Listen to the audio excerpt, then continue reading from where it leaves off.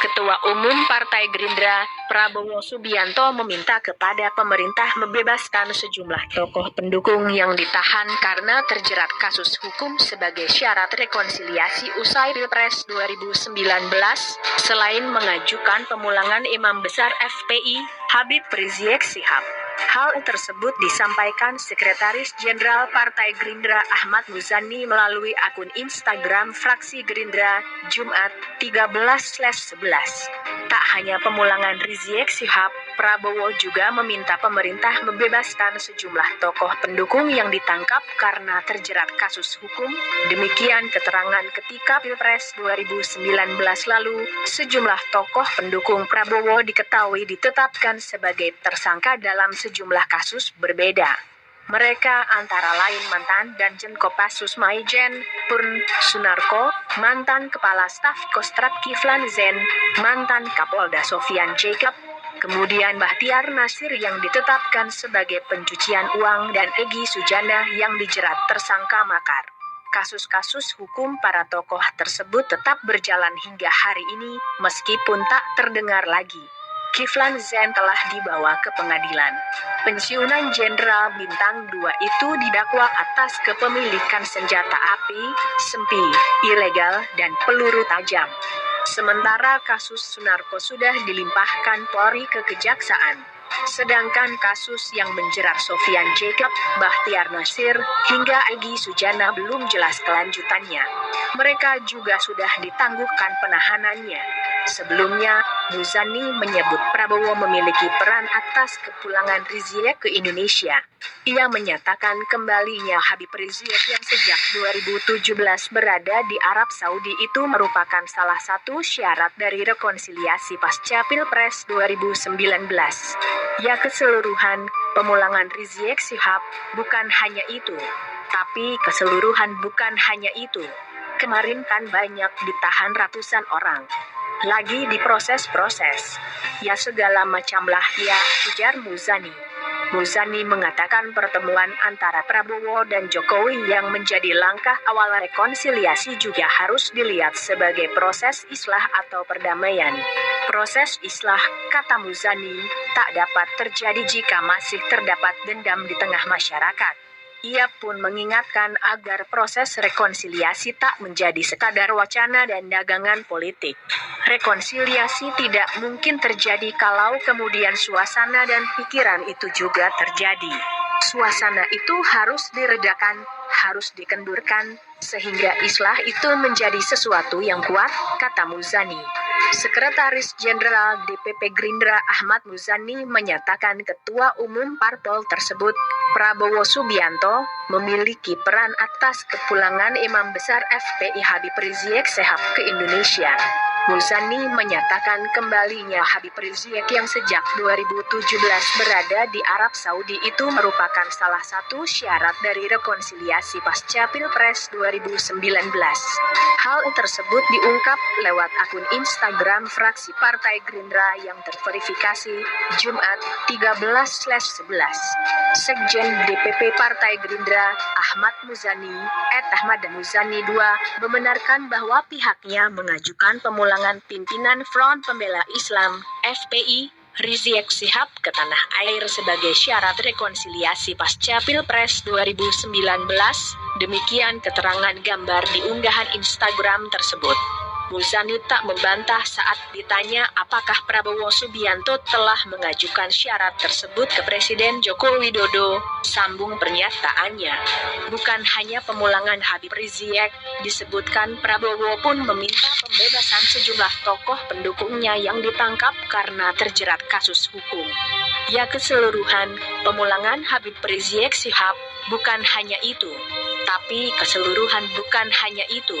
Kemarin kan banyak ditahan ratusan orang. Lagi diproses-proses. Ya segala macam lah ya, ujar Muzani dalam pernyataannya yang dikutip dari akun Instagram @fraksi Partai Gerindra tersebut.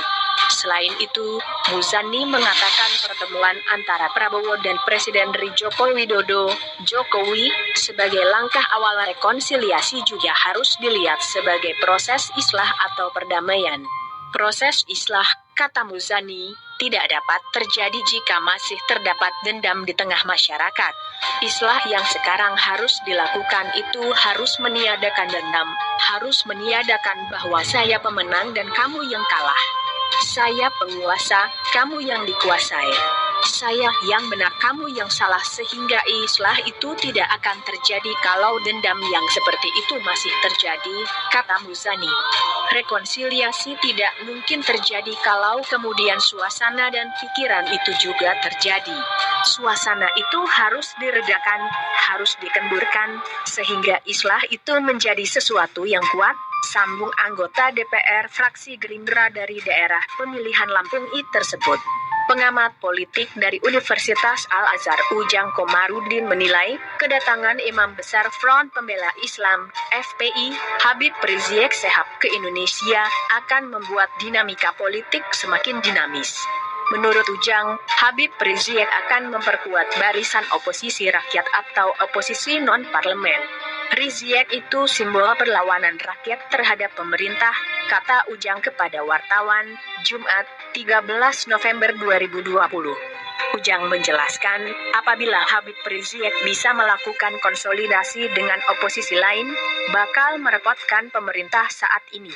Sebab, kepercayaan rakyat terhadap pemerintah saat ini rendah. Rendahnya kepercayaan publik itu otomatis menguntungkan Rizik dan FPI. Jika rakyat tak suka terhadap pemerintah, mereka akan mencari tokoh yang dicintainya yang dianggap bisa mengingatkan dan mengkritik pemerintah. Tokoh yang saat ini mempunyai peran itu adalah Habib Rizik. Selain itu, lanjut Ujang, posisi FPI bergantung pada sosok Habib Rizik. Karena Habib Rizik telah menjadi tokoh besar di negeri ini yang dielulukan para pendukungnya. Karena Rizik